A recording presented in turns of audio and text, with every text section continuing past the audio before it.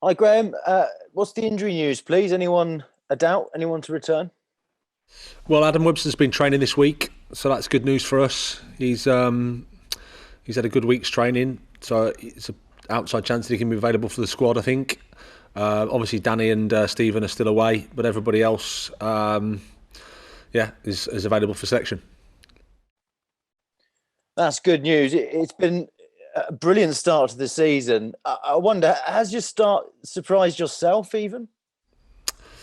Well, you know anything's possible, but if you'd have said at the start of the season that you 15 points from eight matches, we'd have certainly been happy with that. We are happy with it, but as I keep saying, it's only a start. We've only had 8 matches. It's not a big sample. If we're talking at the same points ratio and position in the table in 30 matches time, then of course I'm going to be a lot more excited than I am now. It's just a start, but it's a good start for us, and and now we're into a really big week for us. Some great challenges ahead, but we at least face them from a decent foundation. Yeah. Do you feel you can sustain this? Well, the points per game is just under 2 points per game, and that's ambitious. That's why we're happy with the start we have. It's not for us to worry about that. To be fair, I think that's something that just takes energy away. We just have to focus on the game. The next match is as tough as it comes in football, and at the same time, it's a really exciting challenge. So focus on the next game, do our best, see where we go. Does it change your goals for the season? I know top 10 finish is the goal. Does it alter that at all? Well, no, because the aim of the club is to try to be a top 10 club. That's been articulated clearly often. It's not to say that we think that we're there now at all, because we have to keep fighting. We have to keep improving. We've got a long way to go before we get there. You don't have to look at the history of the club to know where we've come from and where we are now in our current place. The expectations or goals about where we are in the end of the season is nothing for us to worry about now, because you've got points to fight for and points to play for. So it's just to focus on the next match and keep it as simple as that. Just the 8 goals in the league this season, and you've had back-to-back draws. Is that any cause for concern? Well, there's always something you can improve. That's the nature of football, and sometimes you go through periods where you don't score or you draw, but you're picking up points. So, like I said, the bigger picture is we've got 15 points. We've played 8 matches. We can improve. We know that we can play better. That's not to say that the points will follow, because that's the beauty of football. But we know we've got a lot of work to do, and we're happy with that. We're happy with the challenge. Boys are in a good place. They're fighting for each other. That's all you can ask for. But like I said, a long way to go. And it's City next. How much confidence and self-belief can you guys take from that 3-2 win last season? Well, it's a different game, a different season. It was obviously a big result for us. It got us to 41 points, but I think Manchester City, from what I've seen, have taken another step forward. So impressive with their performances against Liverpool, against Chelsea, to pick up 4 points in those 2 matches away from home. It's an incredible performance. So we know the quality of the opposition. Like I said, as good as anybody in the world. So it's a fantastic challenge for us, a great opportunity, and one we're looking forward to. Was that win, though, important in the run you're on now in terms of turning a corner? Not necessarily, because I think when you look back at the season last year, I think we beat Liverpool, we beat Manchester City. In the 2 years we've been here, we've taken points off Chelsea, we've beaten Arsenal, we've beaten Tottenham in games. So we've got the potential, we've got the ambition. The key thing is you need to keep a consistency of performance that enables you to get the results that you want to do, and that was a process of time. Any result you get in the Premier League is hard fought. We had a bit of luck because they had a man sent off after 9 minutes. You've got to put everything into context. What we know is nothing changes the fact that it's an incredibly tough game, and we have to be really, really good to get anything from it. And Pep Guardiola wasn't happy with your celebrations on that day. Is there any hangover from that? How's your relationship with him since? No, it was the first goal. It was a poor reaction from me and an unintentional one, but it was still a poor one. And I apologised for that afterwards.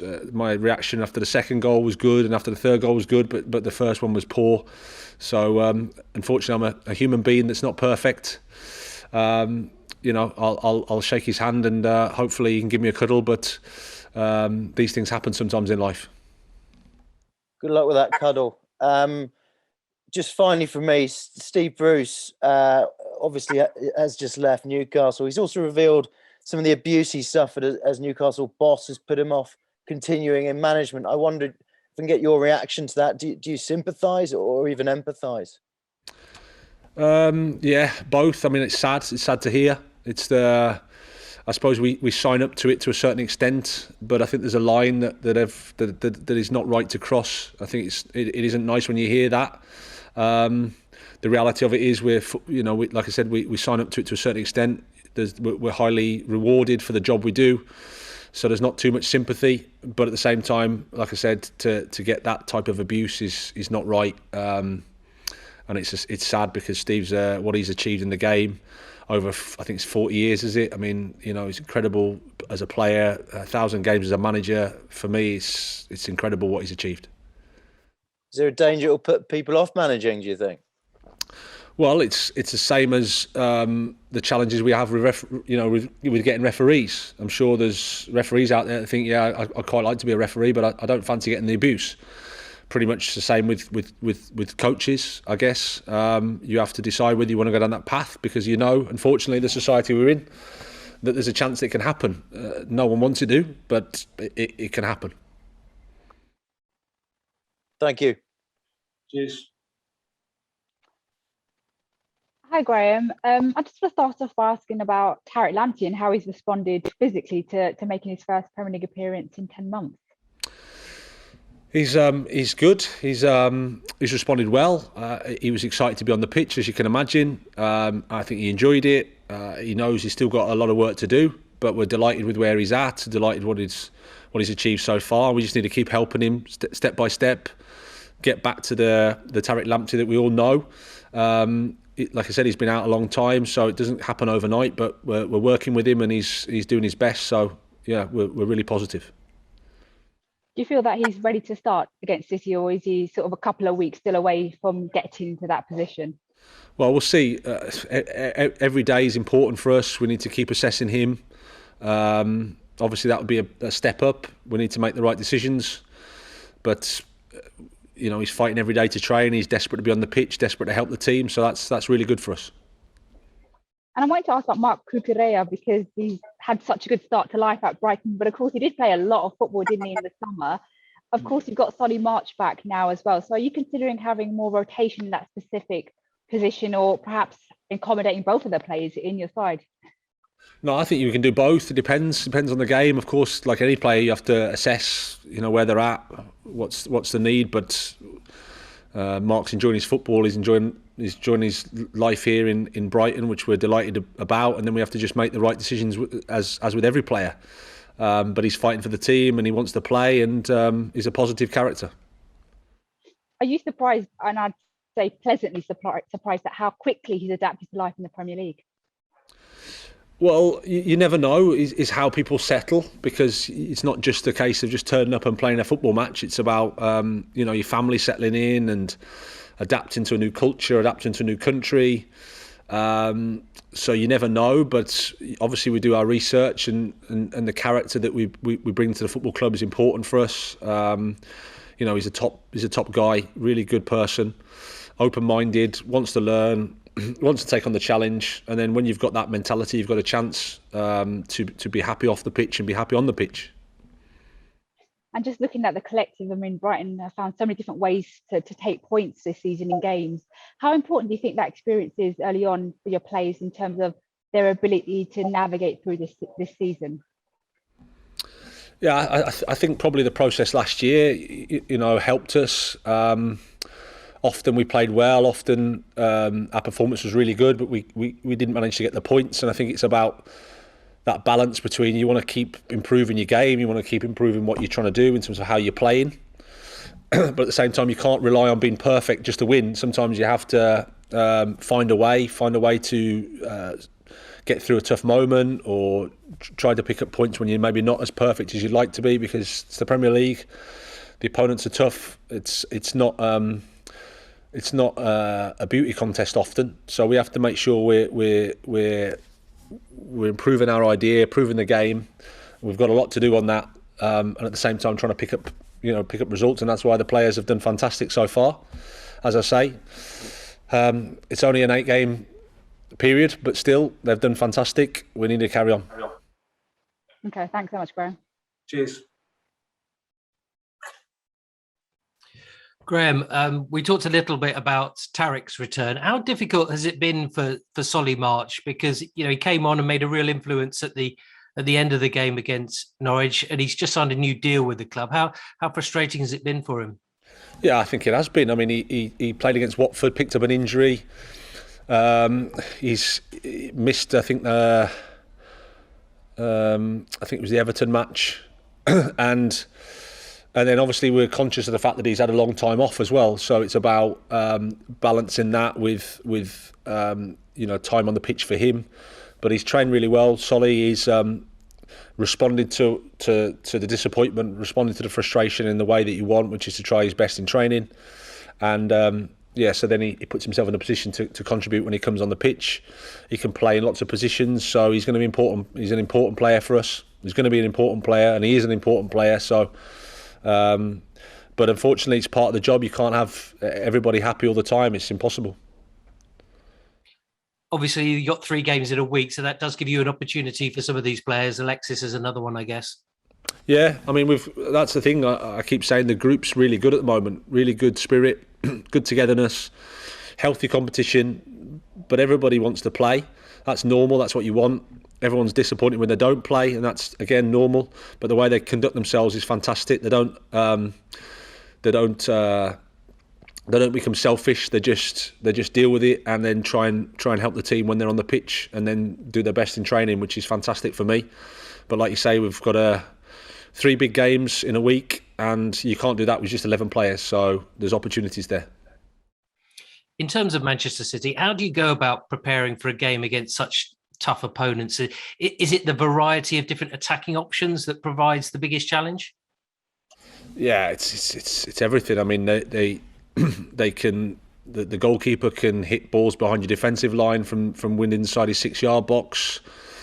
The midfield is so good, is so fluid. The false 9 challenges you in terms of how you defend in the centre back areas. The width is incredible. The work rate of the team is amazing. I mean, it looks like they're getting better and better, which is a huge compliment to the staff and to Pep, because they've been there a long time, and sometimes you think maybe they hear the same voice often, but when you look at the performance, they're so good. The other night against Bruges, amazing performance. So how do you prepare? It's a lot of head scratching is the honest answer.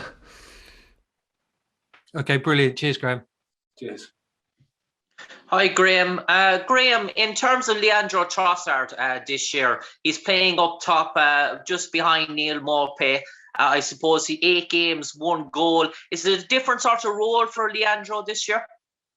Slightly, but he's played that role last year as well. He's he likes to play central. He likes to feel that he can move either side and be involved in the game. So yeah, it's a slightly different role, but like I said, he's done it quite a lot last year as well. And at the start of the season, did you and Leandro have a discussion and maybe set targets in terms of goals for the upcoming season? No, it's we just try to help Leo improve his football and enjoy his football. We speak pretty much regularly, so there's always a dialogue there. It's important that he knows he's got our support and appreciation, and we like him a lot.